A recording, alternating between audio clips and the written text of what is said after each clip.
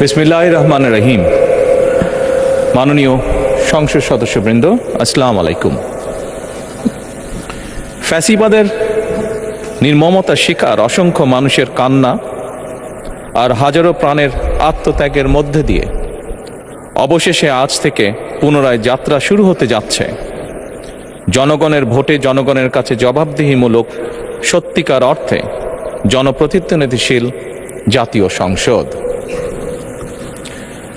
বাংলাদেশের জাতীয় সংসদের রাজনীতির এই ঐতিহাসিক মুহূর্তে আমি আল্লাহর দরবারে শুকরিয়া জানাই, যার অশেষ রহমতে আমরা একটি ন্যায়ভিত্তিক গণতান্ত্রিক মানবিক বাংলাদেশ প্রতিষ্ঠার লক্ষ্যে যাত্রা শুরু করতে পেরেছি। 1971 সালের স্বাধীনতা যুদ্ধের থেকে শুরু করে 2024 সালের দেশ এবং জনগণের স্বাধীনতা রক্ষার যুদ্ধ সহ এই পর্যন্ত দেশে গণতন্ত্র এবং মানুষের অধিকার প্রতিষ্ঠার সংগ্রামে যারা শহীদ হয়েছেন, ত্রয়োদশ জাতীয় সংসদ শুরুর এই যাত্রা লগ্নে আমি তাদেরকে কৃতজ্ঞতার সঙ্গে স্মরণ করছি।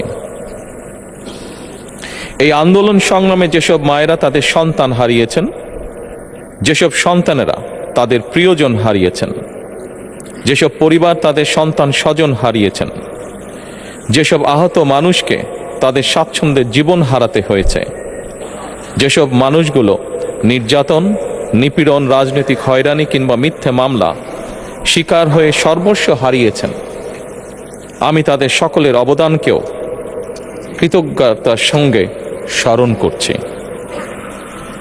দেশের ছাত্র জনতা, কৃষক, শ্রমিক, শিক্ষক, কবি, সাহিত্যিক, সাংবাদিক, চিকিৎসক, প্রকৌশলী, আইনজীবী, কামার কুমার, জেলে তাঁতি, গাড়ি চালক, ব্যবসায়ী এবং সরকারি বেসরকারি চাকরিজীবী, গৃহিণী, সারা দেশে গণতান্ত্রিক রাজনৈতিক দলের নেতা কর্মী সমর্থক তথা সর্বস্তরের সকল শ্রেণী পেশার মানুষ যাদেরকে গুম, খুন, হত্যা, নির্যাতন, নিপীড়ন, মিথ্যা হামলা মামলা কিংবা জীবন্ত মানুষের কবরস্থান তুল্য বর্বর বন্দিশালা, আয়নাঘর, কোনো কিছু দিয়েই যাদের গণতান্ত্রিক আকাঙ্ক্ষাকে রুখে দেওয়া যায়নি, যাদের সাহসী ভূমিকায় দেশে পুনরায় গণতন্ত্র ফিরে এসেছে, আমি ত্রয়োদশ জাতীয় সংসদের এই যাত্রা লগ্নে দেশের স্বাধীনতা প্রিয় গণতান্ত্রিকামী বীর ছাত্র জনতাকে জানাই অভিনন্দন।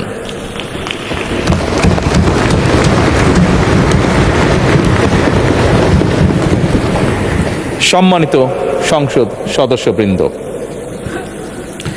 দেশনেত্রী মরহুমা বেগম খালেদা জিয়া জনগণের অধিকার প্রতিষ্ঠায় দেশে সংসদীয় গণতন্ত্র প্রতিষ্ঠা করেছিলেন, সংসদীয় গণতন্ত্রকে প্রাতিষ্ঠানিক রূপ দিয়েছিলেন। সেই গণতন্ত্রকে প্রহসনের রূপ দিয়ে জাতীয় সংসদকে হাস্যরসের খোরাকে পরিণত করা হয়েছিল। দেশে তাবিদারি শাসন শোষণ কায়েম করা হয়েছিল। দেশে সংসদীয় গণতন্ত্র এবং জনগণের অধিকার পুনঃপ্রতিষ্ঠা করার জন্য দেশনেত্রী বেগম খালেদা জিয়া জীবনের শেষ দিন পর্যন্ত লড়াই করেছেন। জীবনে কখনোই স্বৈরাচার কিংবা ফ্যাসিবাদের সঙ্গে আপোষ করেননি।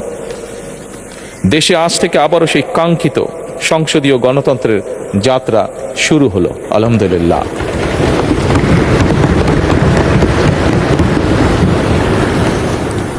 সংসদীয় রাজনীতি প্রতিষ্ঠাতা খালেদা জিয়া দেশ এবং জনগণের সাফল্যে এই শুভ মুহূর্তটি দেখে যেতে পারেননি। আজ তাই এই জাতীয় সংসদে দাঁড়িয়ে আমরা দেশ এবং জনগণের স্বার্থে আপসীর নেতৃত্ব, ব্যক্তিত্ব, স্মরণীয়, বরণীয়, অনুকরণীয় রাজনীতিবিদ মরহুমা খালেদা জিয়াকে গভীর শ্রদ্ধার সঙ্গে স্মরণ করছি।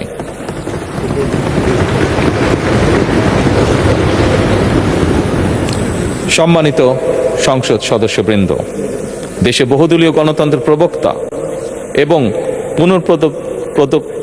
প্রবর্তক, স্বাধীনতার ঘোষক শহীদ প্রেসিডেন্ট জিয়াউর রহমানের একটি উক্তির কথা আপনাদের সামনে আমি স্মরণ করতে চাই। তিনি বলেছিলেন, জনগণই যদি রাজনৈতিক দল হয় তাহলে আমি সেই দলেরই আছি। অর্থাৎ ব্যক্তি কিংবা দলের স্বার্থ নয়, জনগণের স্বার্থই সবচাইতে বড়। এটাই বিএনপির রাজনীতি।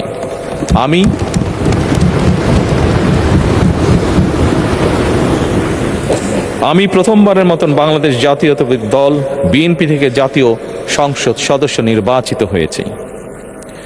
জাতীয় সংসদীয় দলের নেতা নির্বাচিত হয়েছি। জাতীয় সংসদে দলের প্রতিনিধিত্ব করলেও প্রধানমন্ত্রী হিসাবে আমি এই জাতীয় সংসদে দেশের প্রতিনিধিত্ব করছি। দল, মত, ধর্ম, বর্ণ নির্বিশেষে দেশের জনগণের প্রতিনিধিত্ব করছি। আমার রাজনীতি দেশ এবং জনগণের স্বার্থ রক্ষা করার রাজনীতি। বিএনপির রাজনীতি জনগণের জীবন মান উন্নয়ন এবং স্বনির্ভর বাংলাদেশ গড়ার রাজনীতি। প্রতিটি পরিবারকে স্বনির্ভর করাই আমাদের রাজনীতির লক্ষ্য। প্রতিটি পরিবারকে স্বনির্ভর করার মাধ্যমেই বিএনপি একটি স্বনির্ভর, সমৃদ্ধ, নিরাপদ, গণতান্ত্রিক বাংলাদেশ প্রতিষ্ঠা করতে চায়। এই লক্ষ্য অর্জনে আমি জনগণের সমর্থন এবং সহযোগিতা চাইছি। এই মহান জাতীয় সংসদে সকল দলের নির্বাচিত প্রতিজন সংসদ সদস্যের সমর্থন এবং সহযোগিতা আশা করছি।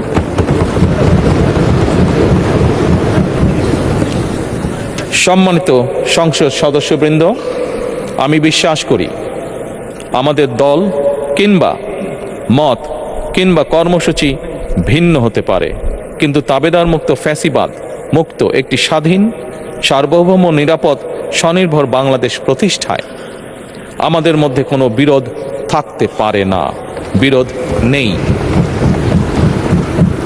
জাতীয় সংসদকে জাতীয় কর্মকাণ্ডের কেন্দ্রবিন্দু না করে বিতাড়িত ফ্যাসিস্ট সরকার জাতীয় সংসদকে অকার্যকর করে ফেলেছিল।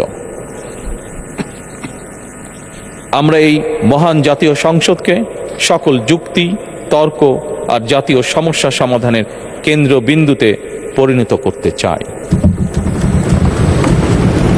সম্মানিত সদস্যবৃন্দ, নতুন সংসদ যাত্রা শুরু করার সময় সংসদের সাবেক স্পিকার কিংবা ডেপুটি স্পিকার উপস্থিত থাকার কথা ছিল, কিন্তু পতিত, পরাজিত, বিতাড়িত ফ্যাসিস্ট সরকারের জনবিরোধী এবং গণবিরোধী কর্মকাণ্ডের ফলে যে জনরোষ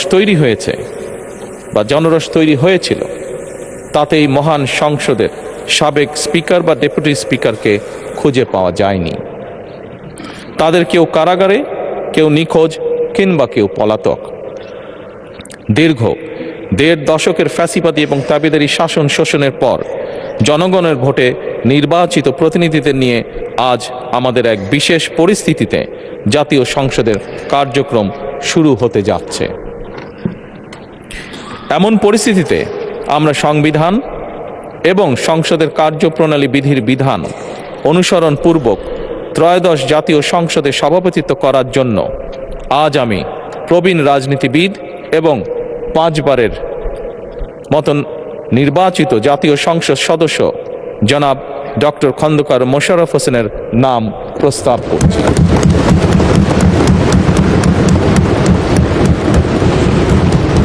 সম্মানিত সংসদ সদস্যবৃন্দ, আমাদের সংসদীয় রীতিনীতির ইতিহাসে এই ধরনের পরিপ্রেক্ষিত নজিরবিহীন নয়। 1973 সালে তৎকালীন প্রধানমন্ত্রী মরহুম শেখ মুজিবুর রহমান ওই সংসদের সদস্য মাওলানা আব্দুর রশিদ তর্কবাতিসের নাম প্রস্তাব করেছিলেন এবং তার সভাপতিত্বে বাংলাদেশের প্রথম সংসদের প্রথম অধিবেশন শুরু হয়েছিল। আমি জাতীয় সংসদের সকল সম্মানিত সদস্যকে স্বাগত এবং ধন্যবাদ জানাই। আল্লাহ হাফেজ। বাংলাদেশ জিন্দাবাদ।